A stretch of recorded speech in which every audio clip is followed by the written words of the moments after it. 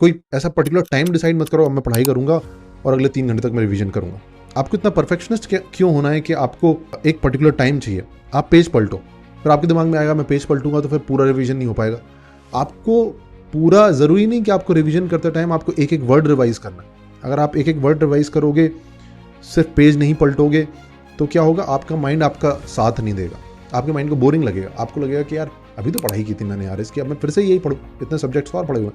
वो pressure create करता है। इसलिए रिवीजन कभी एक पेज पलट के देख लिया, कभी दूसरा पेज पलट के देख लिया, कभी आप एक क्वेश्चन कर रहे थे वो समझ में नहीं आया तो फिर उस क्वेश्चन से रिलेटेड कंसेप्ट पढ़ लिया, इवन दो उस चैप्टर के बहुत सारे और कंसेप्ट्स आपको याद नहीं आ रहे हैं, लेकिन बस एक ही कंसेप्ट पढ़ लिया, पूरा चैप्टर नहीं, बस एक ही कंसेप्ट पढ़ लिया। इससे रिवीजन की यूटिलिटी लगेगी आपको ऐसा लगेगा कि हाँ मैं रिवाइज जो कर रहा हूँ उसमें कुछ ना कुछ मतलब निकल रहा है उसका।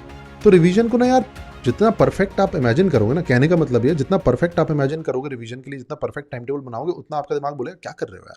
और जितना आप इधर उधर से कूदोगे वापस अपने कंसेप्ट्स में, कभी आपने ये पेज खोल लिया, कभी आपने वो पेज खोल लिया, उतना आपका माइंड आपको कुछ बोलेगा नहीं। That is the key. और ये मुझे बहुत टाइम बाद समझ में आया था, क्योंकि मैं भी पहले ऐसे ही करता था आप लोगों की तरह। और ये जनरली हम परफेक्शनिस्ट लोगों के साथ में होता है।